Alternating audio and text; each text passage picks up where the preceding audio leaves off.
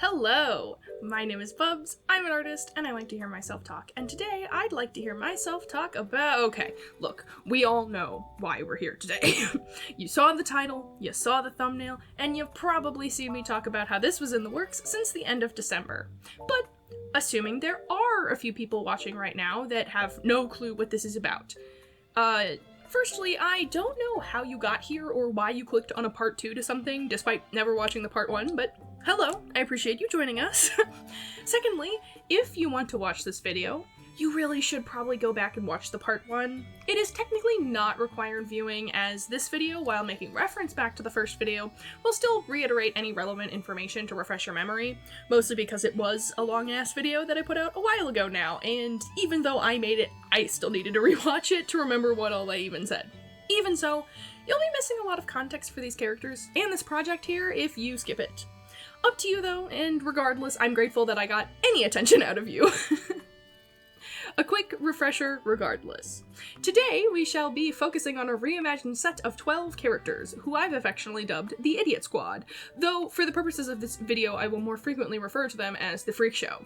They were originally part of some strange superhero and supervillain slash heaven and hell war narrative, but that was overcomplicated and messy.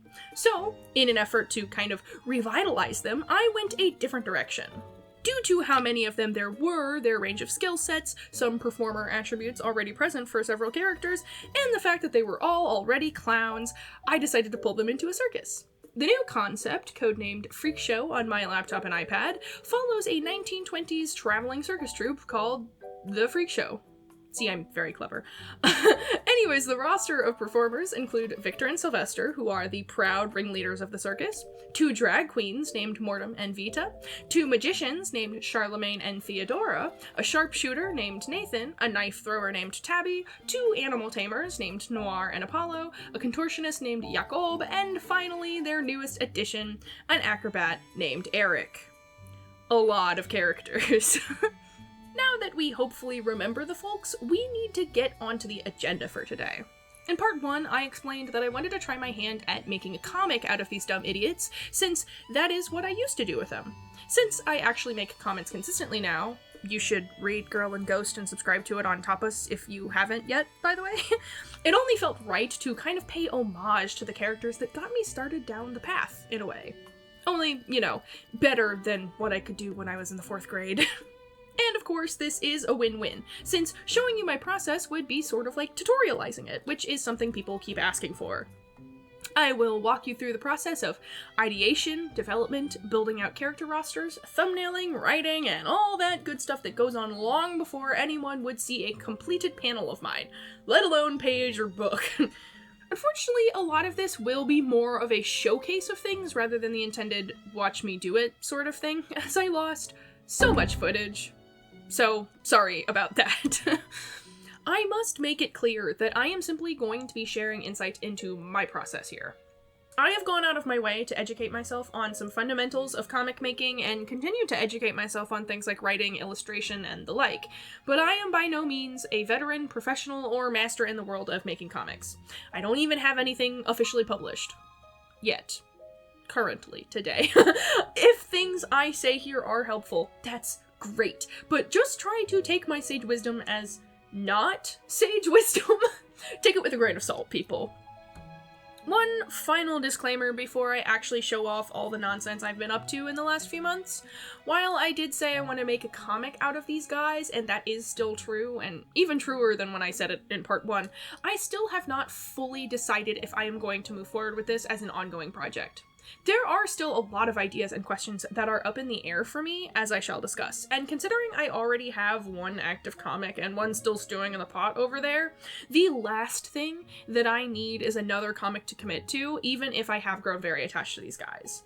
If feedback shows significant interest, that would certainly help me decide, though I make no promises at the moment.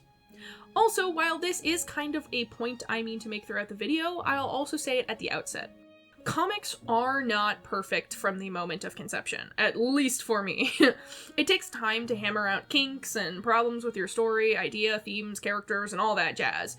So the stuff I talk about in this video, if I am ever to move forward with this as an official comic of mine, may not apply whenever it starts coming out.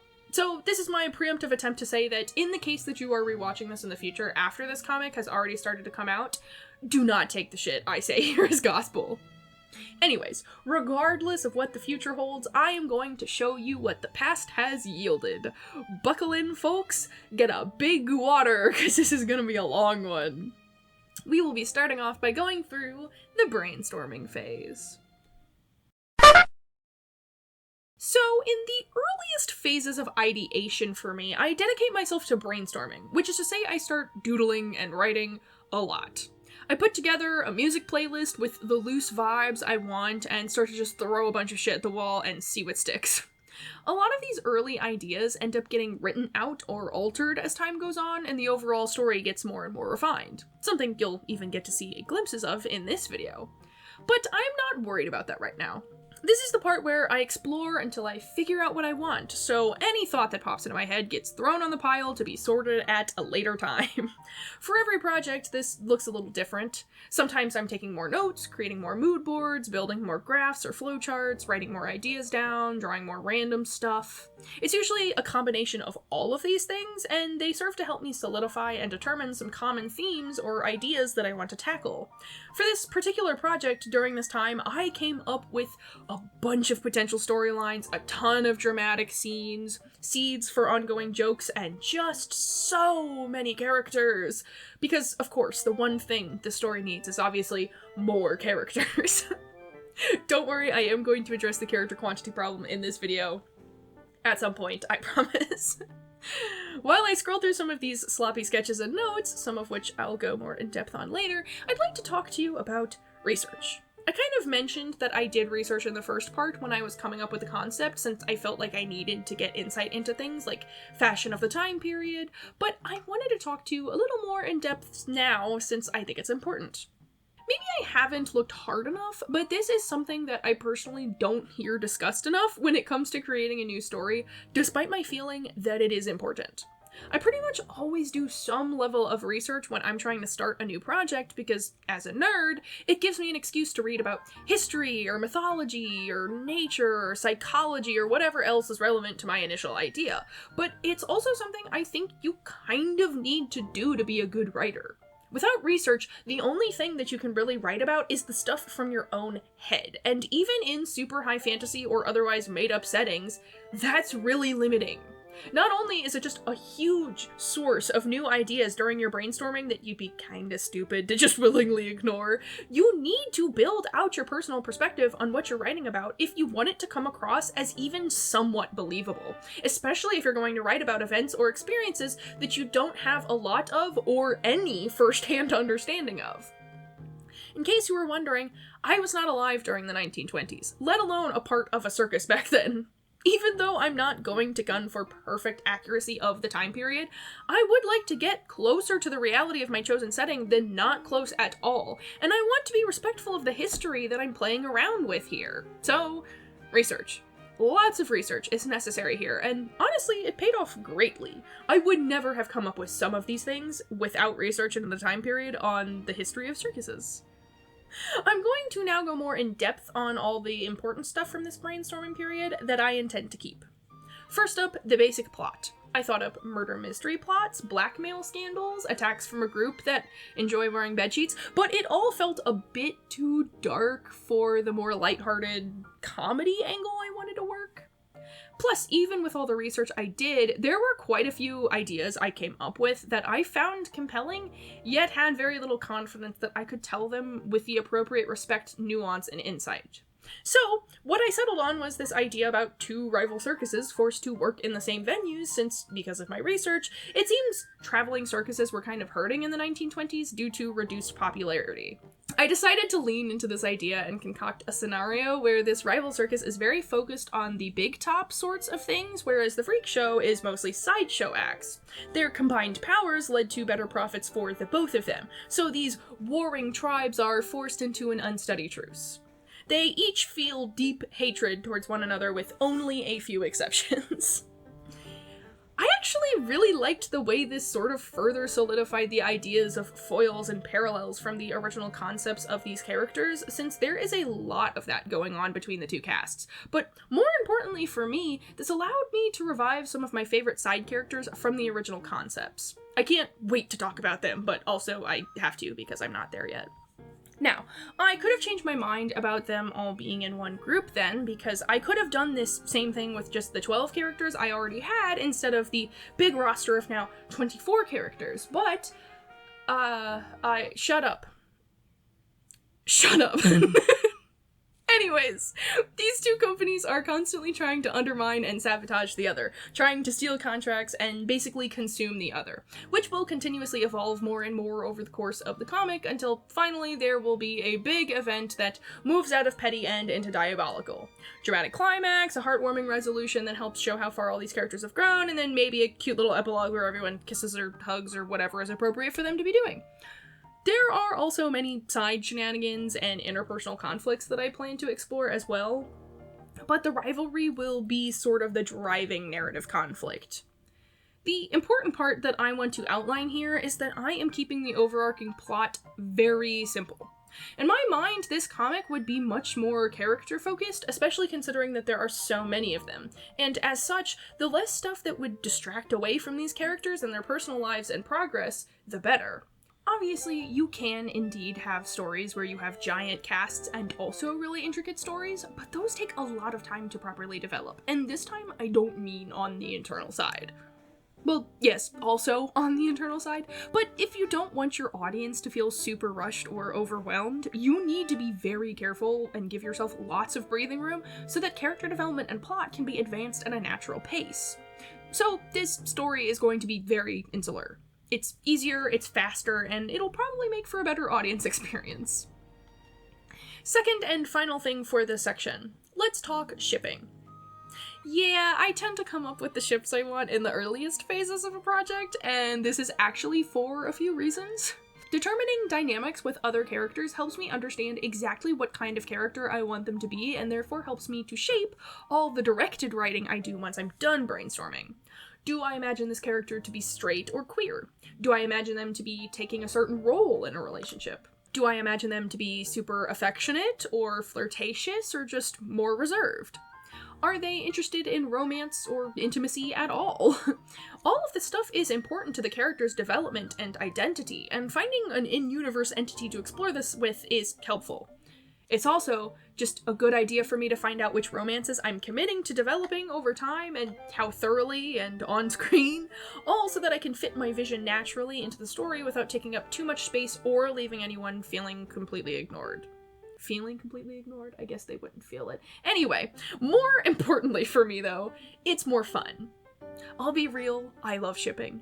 I love a good mushy art of two old men kissing, as I've already discussed on my channel. It doesn't have to just be old men kissing, for the record. I accept old women kissing, and young gays, and non-binary people, and even straight people, because I am a very accepting individual and think that straight people are actually super valid. Some of my most favorite people in my life are straight, like my mom. Anyways, shipping, whether mostly for comedy or actual belief in the viability of the ship, is part of what I love most about consuming content. Obviously, I love my S-tier ace characters out there, too, but what can I say? I'm a sucker for love. Or, you know, just a lot of horny. That's good too. We love consensually horny idiots in this here household. My point is, this more or less helps me establish some personal investment and silly enjoyment for a story in the earliest phases of a project. It's a motivator for me. So, while I'll go more in depth during the character portion, when I'm actually introducing all these new characters and reintroducing the old ones, for now, I will show you this lovely little chart I made where I was trying to sort out things I absolutely wanted and things I was still on the fence about. I already had solid ideas for a lot of ships, while other ones I wasn't entirely sure on, and other ones still I decided were terrible once I actually wrote it down. Sometimes it really does take getting something out of your head to realize that it's a terrible idea. For example, I thought of a ship between the main antagonists, Cain and Abel. well, not quite a ship, as it was destined to be a very toxic dynamic, and personally, I don't love ascribing the word ship to that sort of thing, since it has kind of a positive connotation. But regardless, I decided I didn't really love the idea. It was a complication of their dynamic that I just didn't need, and all the ships I had thus far, including some of the more messy or dramatic ones, were mostly positive and mutually beneficial for the participants. I wanted to keep with that theme. There is also the issue of Abel being, like, a super bigot. While there are plenty of people in the world who are bigoted because of internalized hatred that they take out on others, and among those people are folks willing to practice the opposite of what they preach in secret, I would posit that the vast majority of people who are bigoted are that way just 'cause they suck. And I think that's where Abel is character-wise. Also, while the characters aren't actually brothers, the fact that their chosen stage names imply that they are brothers made the ship feel a little icky. By the way, as with everything else, these ideas, even the more solid ones, could potentially change for me in the future. But whether or not they do, you do not have to agree with them. Personally, it annoys me just a bit when creators get irritated that people are shipping their characters in ways they didn't intend or imagine, outside of it being an inappropriate ship. Once I put my art out, it's up to the viewer to interpret, for better and for worse. Death of the artist and all that. As long as the ships you come up with are not inappropriate, I really have no qualms with you coming up with things that I have not. If you think that Victor and Charlie should make out, I don't get it, but I'm just glad you're engaging with something that I made, and I'd be even more glad if I got silly fan art of it. Wink wink, nudge nudge. Not Charlie and Victor specifically, God no, just in general. Though, I guess I have to quickly define what I mean by inappropriate. I have been asked what my stance on this subject is once or twice now, and I haven't really had a better opportunity to say this, so I am going to take a momentary step away from the silly fun stuff. To be crystal clear, I do not find it disrespectful for you to ship my characters in ways I don't, including in circumstances where you are headcanoning a character to have a romantic, sexual, or gender identity that is not canon. Generally speaking, that sort of thing certainly isn't my favorite, but typically, unless you are making a queer character not queer, I'll probably still be happy. I do, however, find it disrespectful when you use my characters to try and normalize and glorify abuse or other deeply harmful dynamics. That is what shipping them does. If I ever see this type of thing from a person, they will get blocked immediately. I don't believe in harassing users in general, but I also don't need to allow things that make me upset in my life, and I encourage others to do the same with content that upsets them. Do not engage, because that will likely encourage whatever offensive behavior you're trying to rail against anyways, and just make it more likely for you to see it. Harassing people on the internet is also just genuinely stupid, so. Okay, we are going to get back to the fun stuff now. Sorry again for stepping away, but like I said, I've been asked a few times what my stance is, and now it's clear. Also, my stories are connecting with people, which is awesome, but I just want to get ahead of this problem before it ever even has a chance to be a problem. So, boom, done. We're moving on to the next big section now. The cast. Since this is going to be super character-focused as far as the story goes, it's totally fair for me to spend the vast majority of my time just talking about the characters again, right? Yeah? Okay. As I mentioned before, I have created a bunch of new characters to interact with the ones I already showed off in the previous part, which I will get to very shortly. But first, I'd actually like to go over some changes I have made to the Freak Show itself. I think that it's important to showcase that plans and ideas change as a project continues to develop in both small and big ways. And also it gives me an excuse to talk about all these guys again, because I like them. Let's go in the order of their introduction from part 1, because it makes sense to me to do it that way. Mordum, Vita, and Eric are all pretty much the same, so they're getting benched for this section. Jakob does have one major change to his character, and that is that I've made him queer.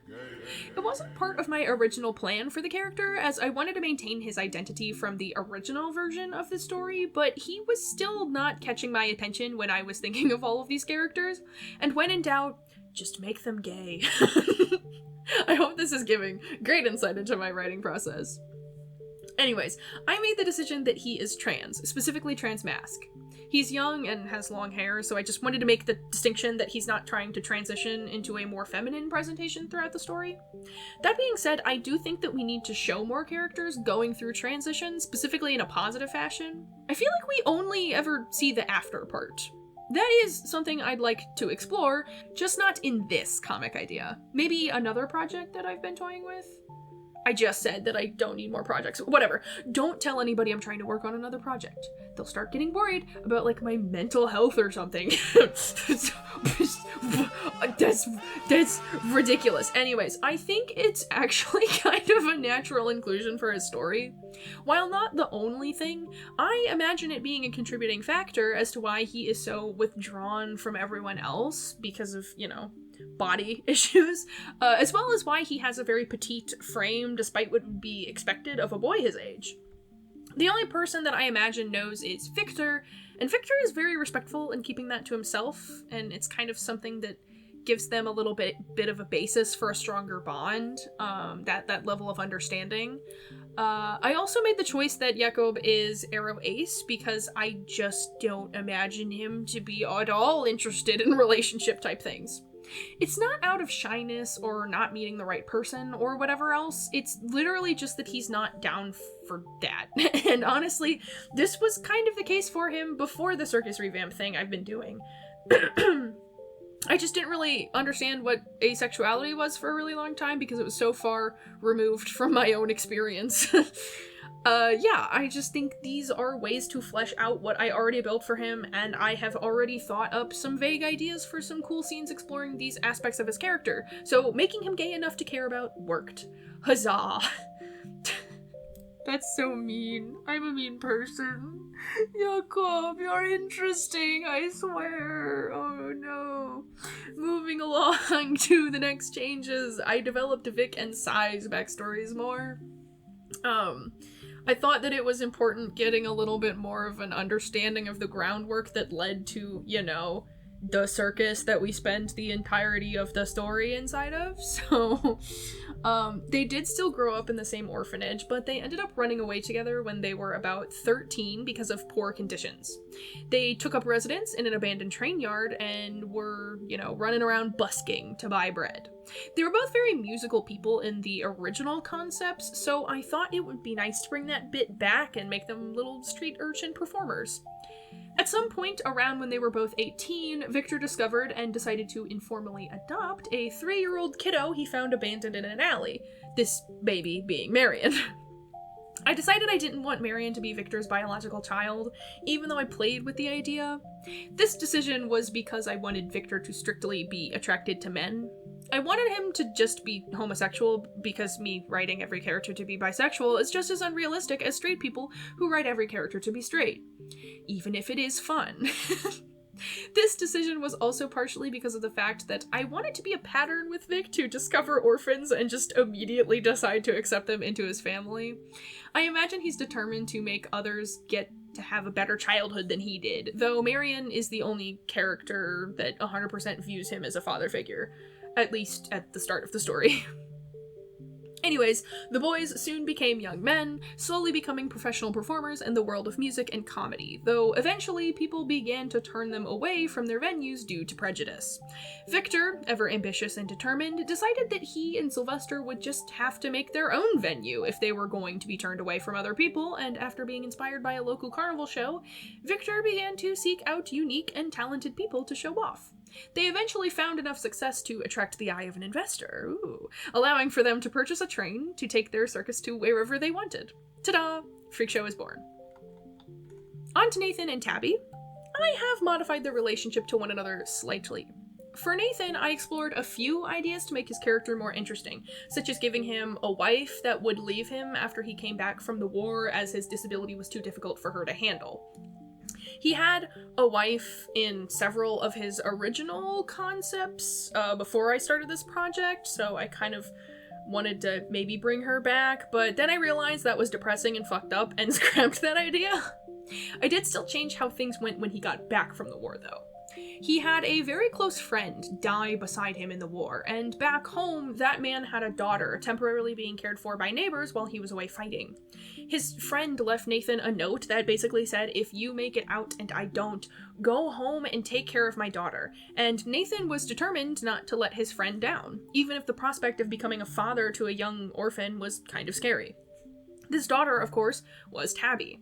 Things kind of happened the same way they did according to what I said in the last video, where Nathan held it together for only about a year before he was unable to make ends meet, but Victor swooped in at the last second to give Nathan a gig, and Tabby came along as a package deal because Nathan had already completely kind of accepted Tabby as his daughter. At the time, she was only 7 years old, so she saw the circus company as her family quickly, and in order to earn her keep, she taught herself knife tricks behind everyone's back.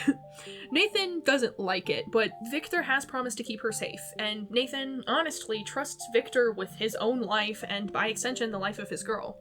Frankly, this story makes more sense for all parties involved and is pretty sweet, though it did mean that the current story takes place in 1924. This does not change too terribly much, but that is 3 years past where I originally planned to have it set, so it's worth a mention. It's super funny to me that Nathan, of all people, has been solely responsible for determining the timeline. Like, it's such a random choice, but hey, whatever works. I usually have a lot of trouble figuring out like exact timelines, so if he's gonna be my North Star, so be it. Another kind of big change. You may remember a detail where Nathan retired from performing due to an accident during a stunt. And you may also remember a detail where Victor wanted to hire Eric because they recently lost a member of their company. Or maybe you don't remember those because they were throwaway lines in a video that was over an hour. But regardless, these two details were going to be related.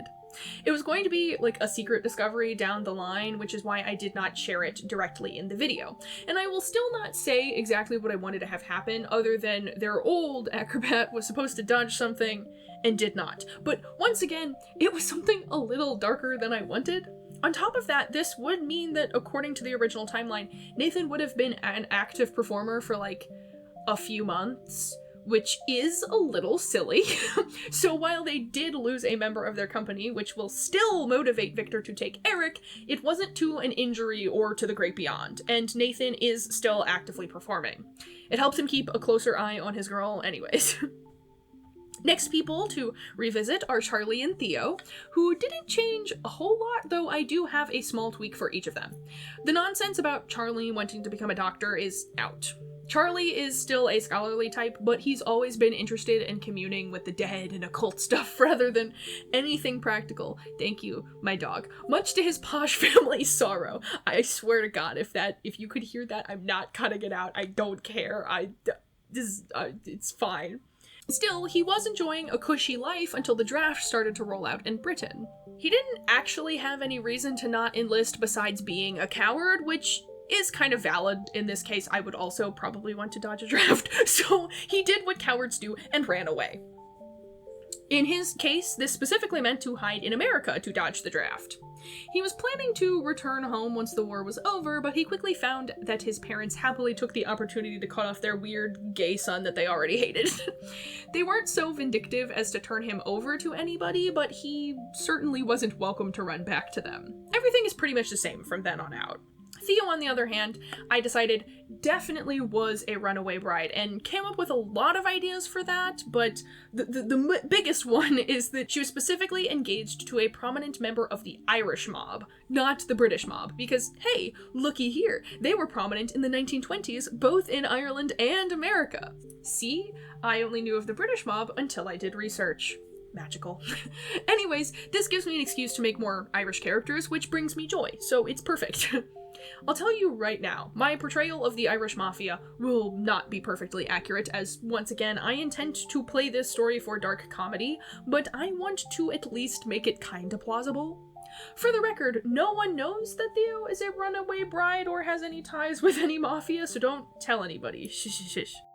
The only other note that I want to make, while kind of a frivolous one as far as the story goes, is definitely an important one to make because, as a person who is half Irish as far as genetics go, I should know better. I described Theo in the previous video as being English, specifically Irish, which is just a straight up inaccurate and frankly quite offensive way to describe an Irish person. A lovely commenter very respectfully pointed this out, and I honestly cannot believe that I didn't catch it myself, so I wanted to amend that in the hopes that people don't hear me say that and think it's cool and chill to describe Irish people as English. The terms English and British do not mean the same thing, as many of my fellow Americans often assume. British refers to a person that lives in the British Isles, while English is an ethnic classification. I recommend that if you still don't see the difference, do a little reading. Being informed on history and the weight behind words is a good thing. Still, to make it very clear, Irish people are not English, and Irish people generally don't even like to identify themselves with the term British either, considering the painful history that Ireland has with Britain, aside from maybe people in Northern Ireland. It's technically an accurate descriptor, but many folks there would still rather be called Irish. So basically, just call Irish folks Irish, and be careful with your language because it is important. To further amend this mix-up, I will have Theo constantly make fun of Charlie on the basis of his being British, and especially the fact that Ireland recently won its independence from Britain in their time. This was another idea from a different commenter, which I just have to include because I love it. I think that Theo bragging about Ireland's independence fits perfectly for their characters and their dynamic. I hope this calms the spirit of my dear grandmother, who was surely pissed at my very poor phrasing in the last video. I love you, Grandma. Please don't haunt me aggressively. Anyways, finally, Julius and Marion, or Apollo and Noir. I'm trying to call at least these two characters by their actual names more, just because I don't know. Anyways, Marion did not change really at all, aside from what I said during my yapping on Victor, but I did give Julius some tweaks. He actually has absolutely no ties with his family anymore and is completely broke, and rather than a scandal getting pinned on him, he actually did a scandal. I haven't decided what it is exactly, but I believe it has something to do with being with someone else's wife. That's a theme I think I might keep with this character. Womp womp. Anyways, as such, he didn't really bring anything to the table for Victor, like I said before, aside from some shut up and go away cash from his parents that he gave to Victor early on in the endeavor. He also had a pet tiger, so he brought that. Oddly enough, Victor, Sylvester, and Julius have kind of become besties behind the scenes. I have no idea how this happened, but after I decided that Julius sort of became their first ever outside the family act, it felt natural that he'd develop a closer bond with Victor and Sai, but my original idea for the character was to make him a giant asshole like Charlie. However, I have decided that we don't need two massive douches. We only need one, so Julius is going to be more Goldheart forward. He's still a bit full of himself, but his preconceived biases have broken down way faster than I was originally going to have it. He misses his highfalutin old life and is probably going to annoyingly play neutral with Abel despite his casual bigotry, but he has accepted his new family and is trying his best to break down any remaining barriers to said acceptance. That's really all the updates on the characters I already introduced, aside from nailing down everyone's gender and sexual identities. Take a gander here. Wow, what a convenient chart that I made for myself. Of course, these are all just the closest approximation of what they'd all identify as according to modern understandings of these things, not necessarily labels they actually take on. These flags and labels aren't something that really existed in the 1920s, but people that would fall under these flags and labels absolutely did. As I said in the first part, I want this cast to be very diverse. I want to represent lots of cultural backgrounds, lots of body types, and especially lots of gender and sexual identities. And this might just be one of the most historically accurate things I'm doing here. See, circuses gave opportunities to outcasts of society. People who were disabled, people who were part of racial minorities, people with some kind of deformity or malformation, and queer people of all kinds. Unfortunately, a lot of the time there was mistreatment of these already downtrodden people. These people would frequently be displayed as oddities to be gawked at, or they were treated unfairly regarding their labor. This is, of course, not to mention the fact that there are many stories of amazing people that we probably will never know, because the people of their time wrongly deemed them not important enough to remember. Despite the bad aspects of this history, however, there are many cases where this brought stability and visibility that was otherwise pretty much impossible for these people, and even cases where the people at the helm of these companies seemed to be fighting for the right things, especially when it came to queer rights and queer issues. In fact, one of the first ever, or according to some sources, the first ever, major AIDS fundraising benefit was put on in a collaboration between the Ringling Brothers and the Barnum and Bailey Circus. So, a cast that represents and, hopefully, if I've done things right, celebrates so many different ways to be a person is something that feels right. Anyways, I'll just breeze through this stuff super quick. I'm pretty sure that some of these labels might not be as well known, so it just might be good to just run through everything to be super clear. Victor is a gay man, as I said before. Sylvester is a straight white male. I'm so sorry. Eric is bisexual man. Jacob already got discussed, but he's aro, ace, and trans. Mortem is androsexual, which, for those unfamiliar, pretty much just denotes a person attracted to men or masculinity. It's a favorable term for some non-binary or genderqueer folks that would feel uncomfortable identifying as homosexual or straight, as it kind of pushes them back into the binary. This isn't the case for everybody, of course. I mean, lots of non-binary people are still willing to, but this is just for those people that aren't. Mortem is biologically male, but she doesn't always identify with her assigned gender, so this label just makes more sense to me for this character. Speaking of, Mortem is gender fluid, meaning that her gender changes and fluctuates over time. Sometimes she's Madame Mortem all day or all week, and others he's just Madame Mortem on stage and is a performance, and he's Winston the rest of the day. Or week. Vita is pansexual and complicated.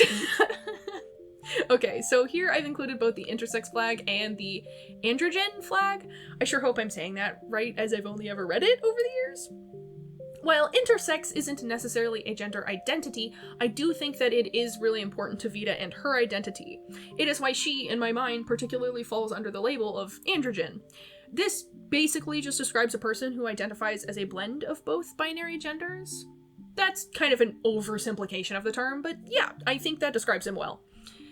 Theo there is a demisexual woman. For those that don't know what demisexual means, it's basically kind of like a micro-label under the ace spectrum that generally describes people that only form sexual attraction towards people they are already bonded with on a platonic level.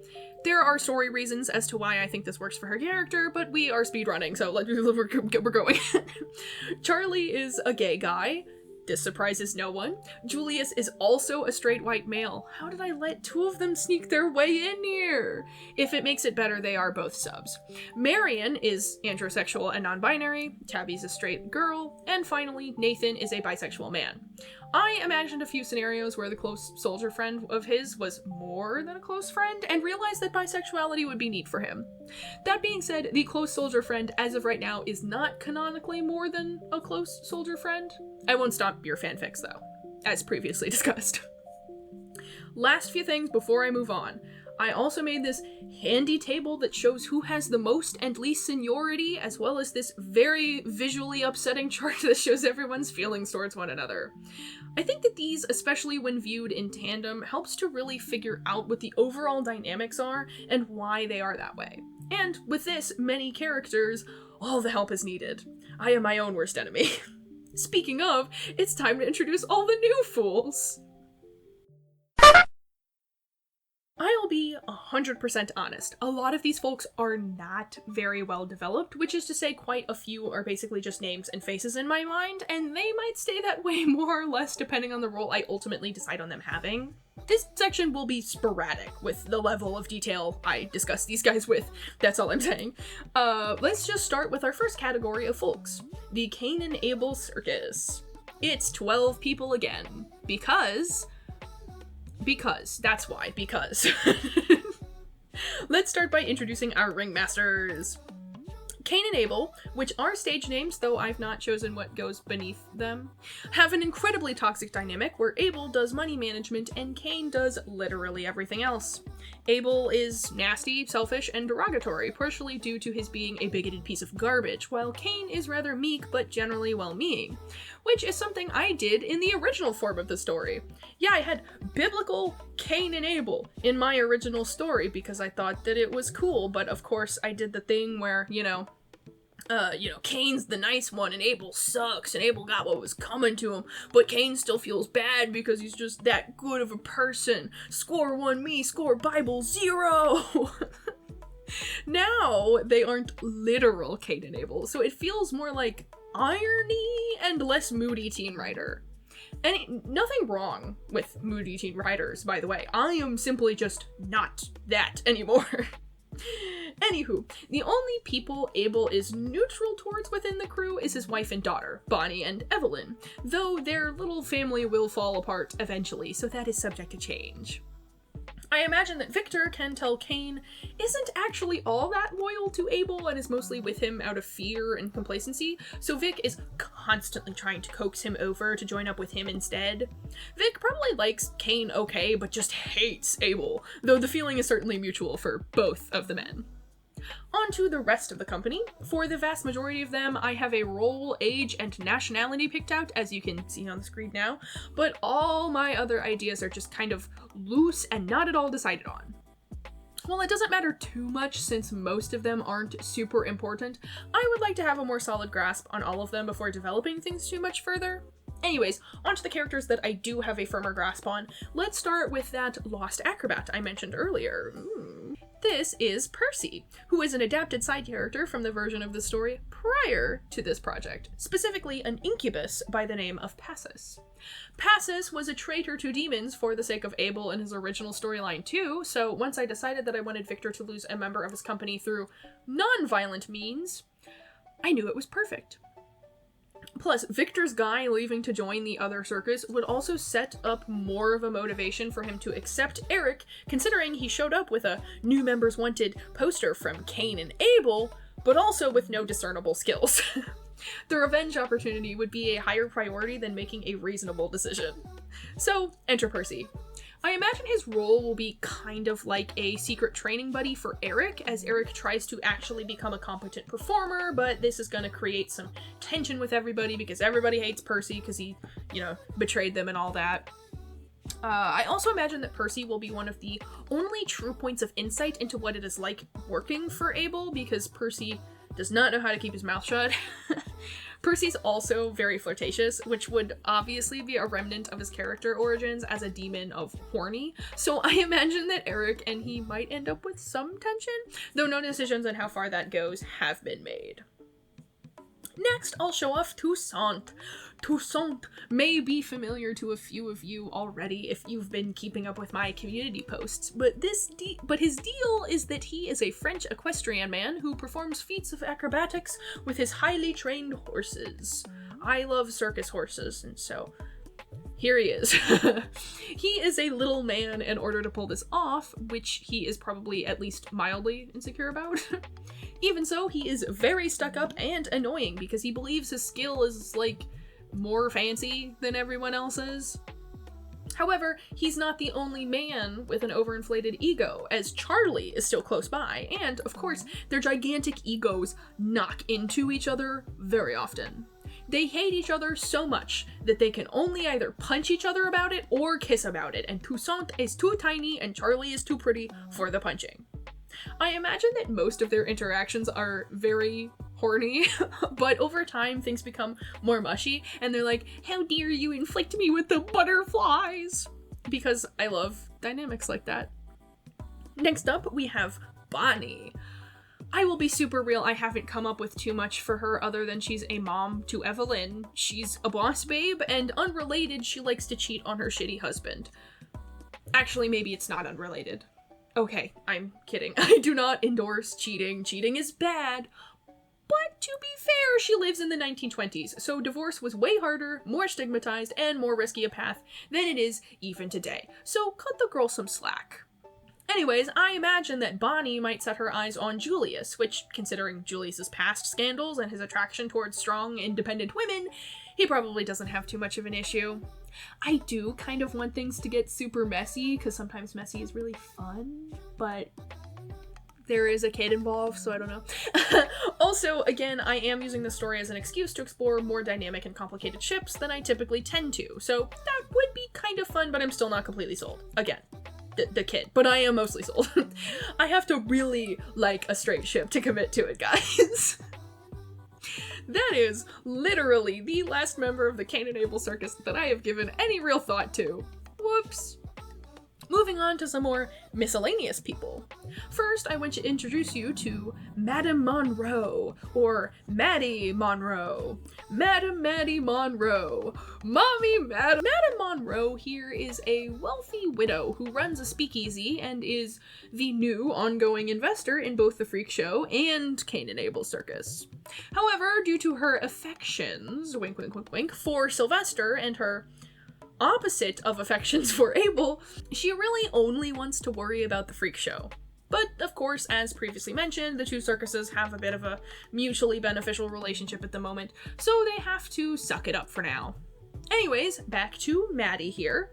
Maddie is based off of original concept Sylvester's wife by the same name.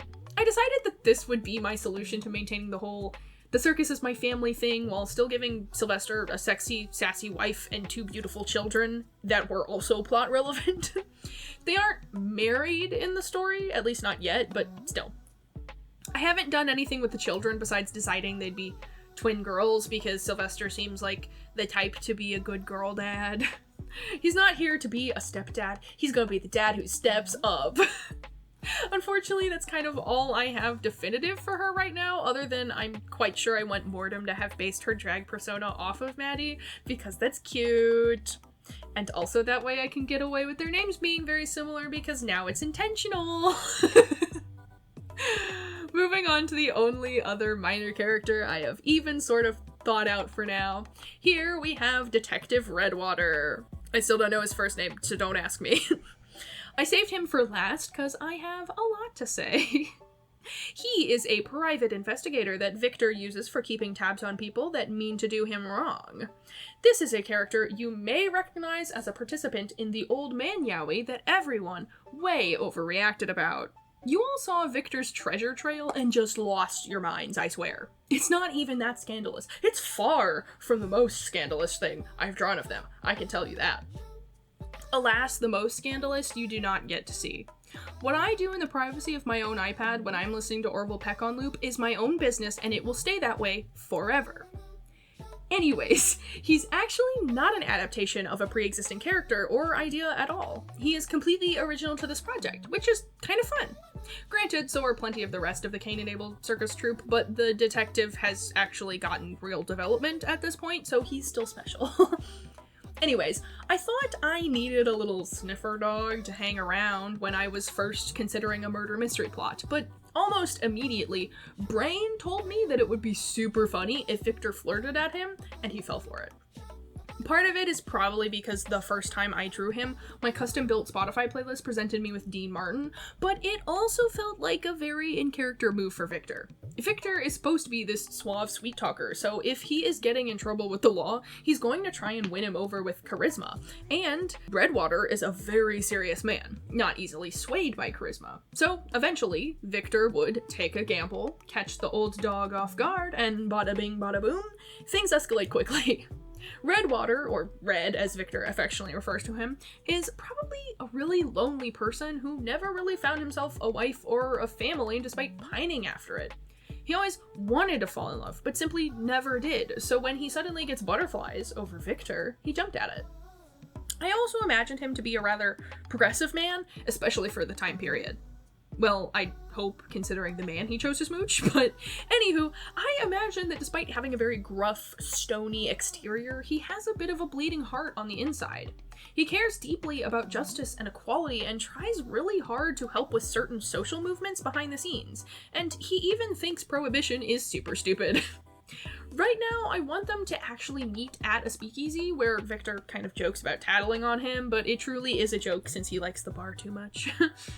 As far as their dynamic goes, I imagine that at the start they're just a very hot flame, and it's all about the bedroom.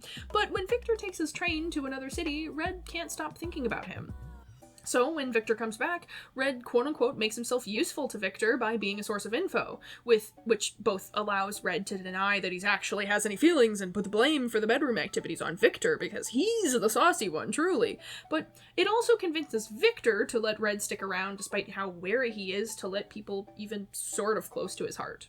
They end up dating without being willing to admit it for multiple years, and everyone except them knows that they're madly in love.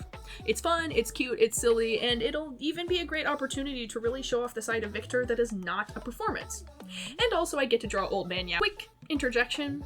I know I said that Red was the last character to introduce, but I realized while editing that I completely forgot to introduce Danny and James here. They are currently just romantic interests / total simps for Theo and Mortem respectively, and don't have too terribly much going on with them, but the little that I have so far.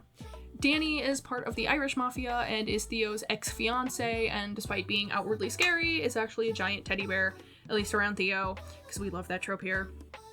James is a young war vet who was crippled in combat and who is madly in love with Mortem, but this is obviously very complicated because Mortem is like gender fluid, and does that make me gay, says James? Sorry for the introduction, back to past me. That's pretty much the big important stuff regarding the characters. On to the scary part. Writing. Woo! Writing is the scary part because it takes a really long time before it's actually good or makes sense, at least for me. I am a relatively speedy illustrator, and always have been, but I am a very slow writer. I like writing, but it's not a task I can kind of head empty, and it's also something I constantly feel the need to futz with as I'm doing it, trying to make sure I pick good words or make funny comments or actually make sense all along the way. And because I really need to focus, I kind of run out of steam fast. This is why graphing is super important. Oh yeah, you thought that graphing was just something your teachers made you do a few times in middle school, and you hated it. Maybe I'm projecting, but anyways, graphing is actually so super helpful, especially if you prefer illustrating over actually sitting down and writing stuff, or even if you're just a very visual learner like me. If I think about writing like creating a map for a comic, these initial graphs are basically just like drawing on the major landmarks or roads. It'll be far easier to fill in all the smaller details once you have the groundwork kind of laid out. Now, I'll be honest, I've not written the entire thing or gotten anywhere close, but I have done a lot of the foundational work, which I will show off to you now, though this is the part where I'm going to be hiding some things. Despite the fact that all of this is subject to change, there are some things that I'm pretty confident in keeping that would also qualify as spoilers, and while I'm fine with having vague doodles that technically could be a spoiler if you think about it too much, I am not so fine with literally spelling it out for you, so you'll see some stuff redacted, and if it is redacted, you now know why. So firstly, I needed to determine character hierarchy. Yes, finally, I am addressing the issue of me having a million characters. As I said, the plot is going to be character-focused, and as I said back in part 1, a goal for this renewal was to make sure each character actually had a purpose for being here and got some thought from me. So figuring out as early as possible which characters will get the most versus the least focus and what their functions in the narrative are is key. I usually get a sense for which characters are the most interesting to me during this brainstorming phase because I naturally gravitate to drawing them the most. Victor, and Red, obviously is high on the list, as you can see. As an aside, in case stuff like this stresses out anybody else when they look this stuff up, there seem to be many schools of thought out there in terms of what categories exist in the character hierarchy concept and what that should look like, but frankly, I say to hell with it. You should try to learn from the wisdom of creators before you. I am certainly not trying to tell you to ignore long-standing guidance or blueprints about how to go about any given creative skill, because that would be stupid. Still, trying to break out of molds, even good molds, isn't inherently a bad thing. Thinking outside of the box is kind of all of what creativity is, and while the oft-taught guidelines or blueprints for certain disciplines are helpful, they are not the end-all be-all in terms of what separates good art, good writing, good whatever from the bad, and there is no definitive one-size-fits-all guideline like that. So, I try not to worry too terribly much when I'm going off-road nowadays, and instead try to have a little confidence that I can come up with something that works for me.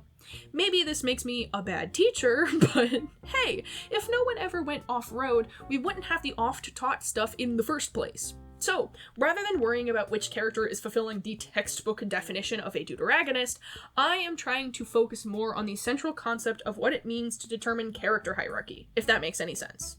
At all. That was all to preface this terrible pyramid. It's so bad, not even the conspiracy theorists would look at it. It makes the Black Pyramid look like, I don't know, the Bass Pro Shop Pyramid. In all seriousness, its sloppiness is mostly because I don't typically create something visual like this and instead have it in my head. Though, now that I did it for this video, I think from now on I will do it.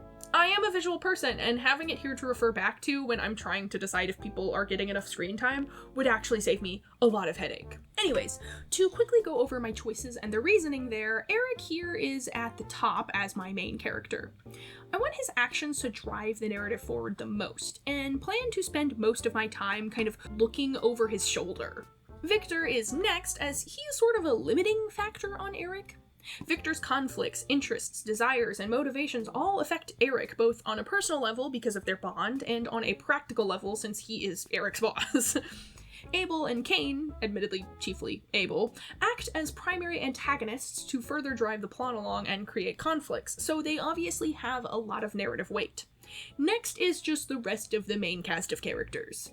Some will obviously be more important than others, but I am determined to make sure they all get development and their own arcs, even if they will overall be less important than Eric and Victor. Next are Monroe and Redwater, as they represent more background conflicts, that being money and public reputation, respectively. Next, we've got the other circus.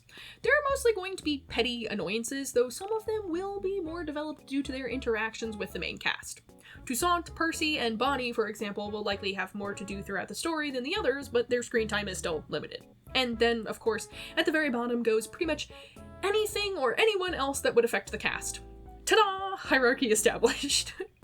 Next came figuring out the plot and other important story beats like character development.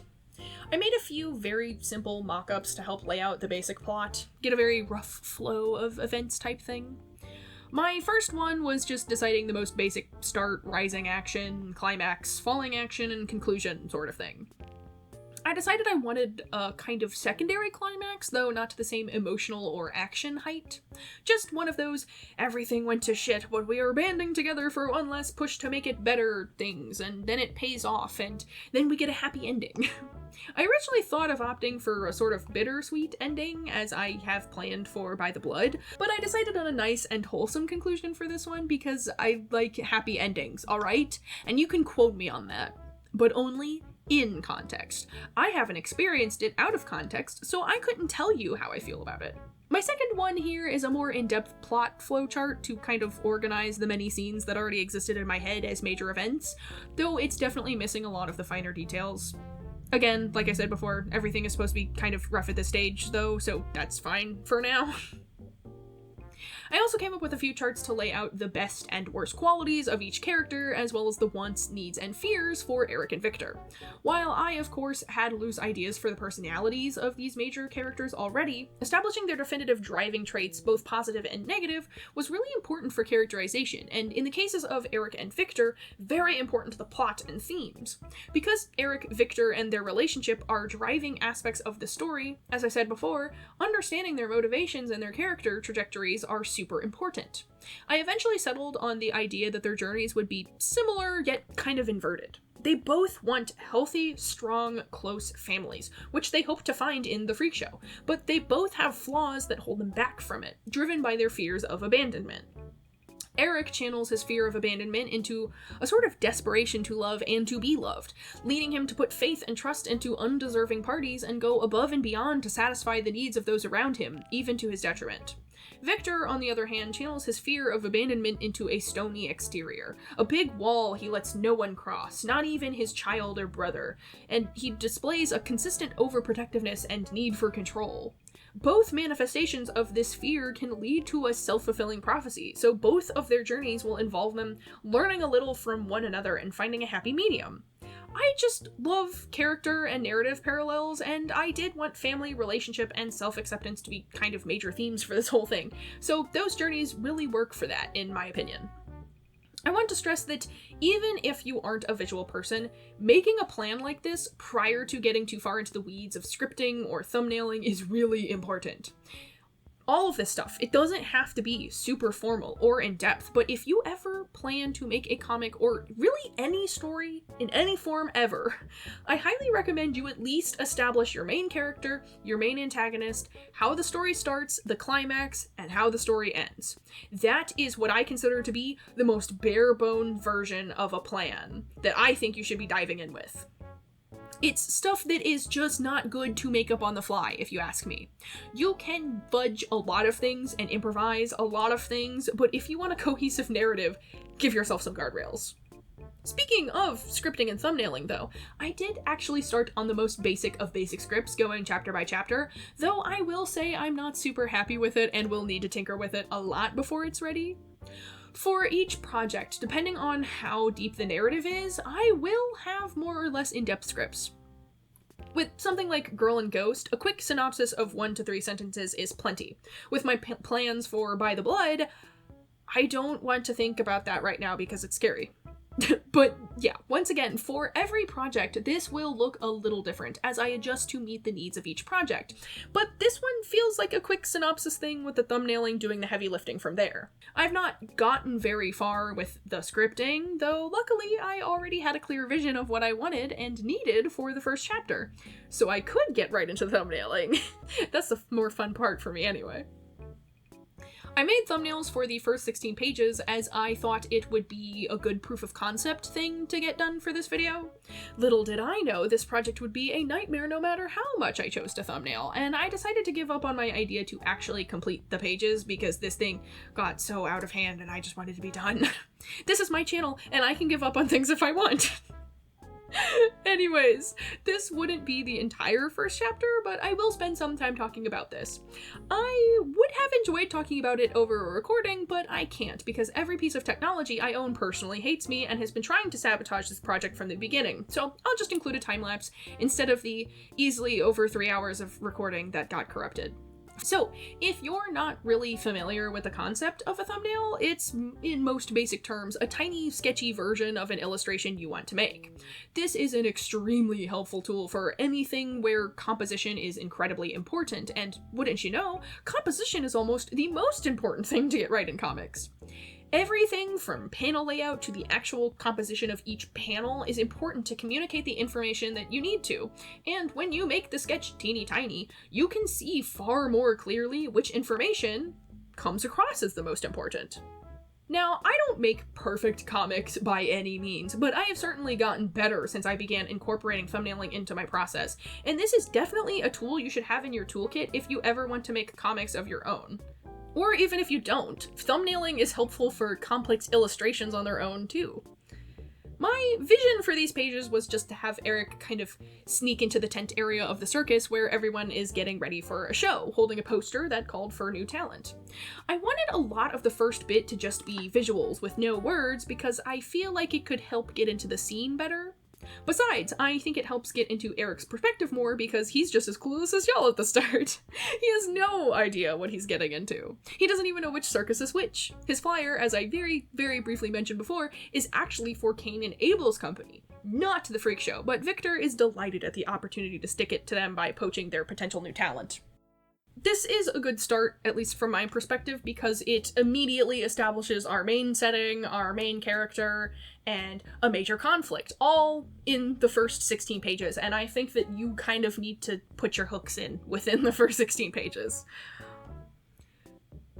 My original vision had him meeting Marion and asking for directions, which I think is a cute little interaction, but I ultimately felt like it was a little wonky to introduce them both like that as characters, and considering I wanted Marion and Eric to have a potential as a relationship too, I thought that Marion's reveal should have a little more lead up. I end up changing it so that Tabby catches Eric snooping around, which causes him to rush into Victor's tent, knocking him down and setting out the seed for Red very early. I thought it was funnier, and also just funny, period. I think it sets the tone for the group and the comic as early as possible, which, you know, is what a first introduction to a piece of media should do.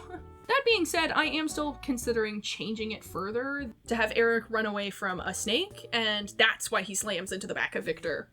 I think that it better sets up a joke in a later panel about how the snakes have escaped again, allows Victor to be the very first person introduced besides Eric, and still does the work of establishing Eric's fear of snakes as the very first concept, which, of course, I walked away from when I put the Tabby thing in there. It will also help keep the little joke of Victor thinking Red tackled him, because those two are nasty.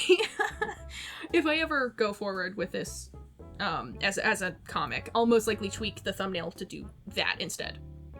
Speaking of while it plays, I want to talk about the rough plan I have for the Freak Show going forward in general. So, as I said, I'm not 100% sold on actually moving forward with it as a consistent project, considering everything else I have going on. But if I do, I'm thinking that I would kind of update it on a chapter-by-chapter basis. Basically, I would do an entire chapter, upload that all at once, but have no real enforced timeline or deadline for myself. That way, it would solely be a passion project, and I would work on it only whenever I really wanted to. I worry it would be frustrating for people that want to see it, since updates would be very spread out and sporadic, but no matter what, I definitely plan to keep up with them and make tiny strips about them for fun. I really have grown attached to these guys, and considering how long they've followed me and how important they are to me as a person and as an artist, I think I'll still make stuff with them regardless of whether I make a long-form comic. I might even make funny short videos about them.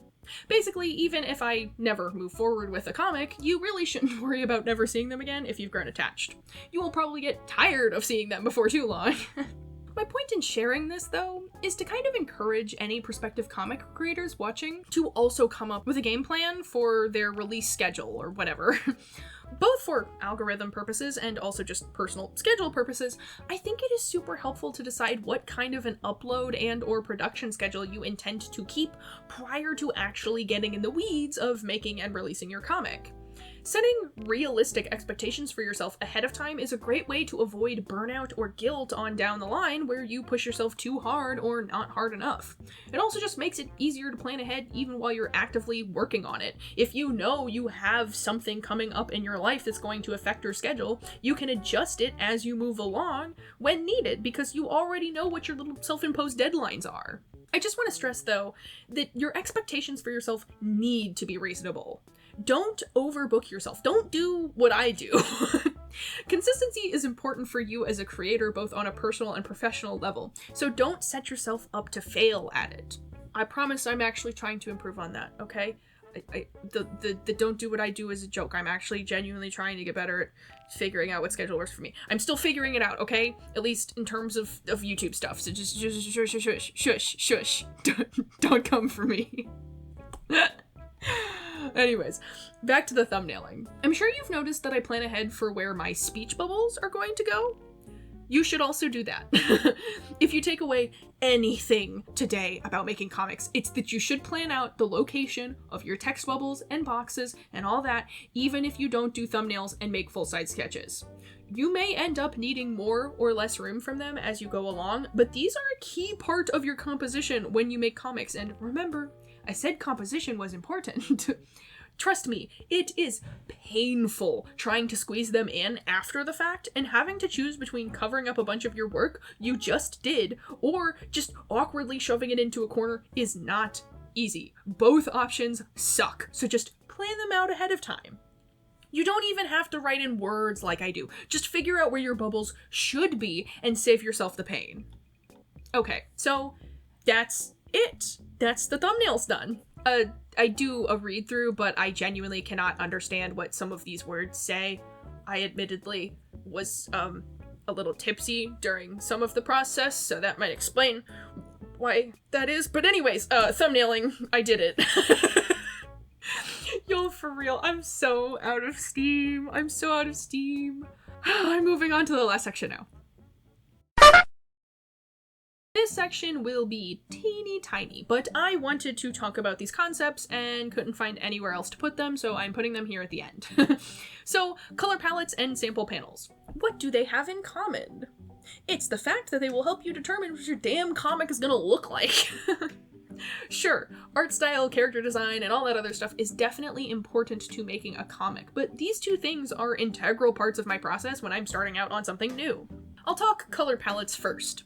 There is a saying out there that limitations breed creativity, and this idea is something that applies well to color palettes. By enforcing some restrictions on yourself, you're forced to work smarter. You have to make do with what you give yourself, and you might end up making choices that are awesome, but you would have never made otherwise. This is all great. However, I'd like to propose a new saying. Limitations prevent you from being a dumbass.